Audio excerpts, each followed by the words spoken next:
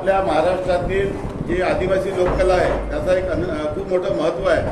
ती खूप मोठी परंपरा आहे.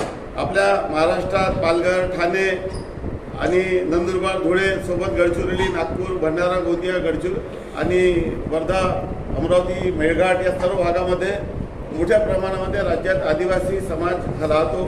त्यांची बोलीभाषा, त्यांचे खाद्यकला, त्यांची वाद्यकला, त्यांचं लोकनृत्य, त्यांची वेशभूषा हा एक खूप प्रचंड समृद्ध वारसा आपला आहे. या वारसाला कुठेतरी एक व्यासपीठ मिळावं आणि या वारसाच्या माध्यमातून याला जतन व्हावं, याला राजर्षय मिळावं, त्यांना चांगला व्यासपीठच्या माध्यमातून त्यांना आपला कार्यक्रम प्रदर्शित करता यावं.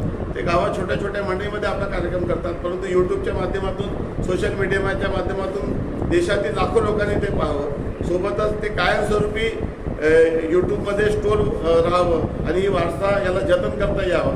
या दृष्टीने 18, 19, 20 तारखेला कुवारा व्यवसाय आदिवासी व सांस्कृतिक लोककला प्रदर्शनी आपण या ठिकाणी आयोजित केलेली आहे, ज्यामध्ये आदिवासी वेशभूषा स्पर्धा, त्यांचे बचत गटाला स्टॉल, त्यांचे वेगवेगळे लोकनृत्य, त्यांचे वाद्ययंत्र, त्यांचं सर्व जे काही परंपरा त्याला एक व्यासपीठ आपण उपलब्ध करून देत आहोत.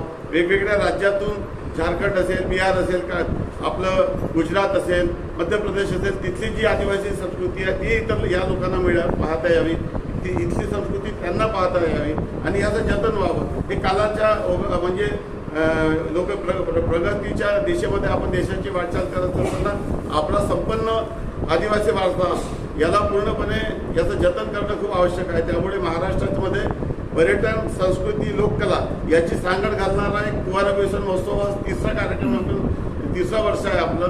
या माध्यमातून 3रं नाही 14 वर्ष आहे आणि 4थ्या या कार्यक्रमात मोठ्या प्रमाणामध्ये आदिवासी जनता याचा सहभाग होणार आहे. त्यांना व्यासपीठ मिळणार आहोत. रांगोळी स्पर्धा आहे, त्यांची मेहंदी स्पर्धा आहे, त्यांचे लोककला आहे, त्यांचं वाद्ययंत्र आहे. वेगवेगळ्या गडचिरोलीपासून सर्व राज्यातील इतर जिल्ह्यातून लोक या ठिकाणी येणार आहे आणि या कार्यक्रमाला इंडियन आयडल, षण्मुखप्रिया, माननीय हेमा मालिनीजी आणि मान्य कैलाश खेर, कारण की कुवारा व्यवसाय एक महत्त्वाचं स्थळ आहे आणि घोगरा महादेव आदिवासी समाजाचा शंकरावर खूप मोठी त्यांची आस्था देखील आहे, त्यांना मानणारा तो वर्ग देखील आहे. त्यामुळे कैलाश खेर यांचे वेगवेगळे शंकरावर आधारित असलेले गीत आहे.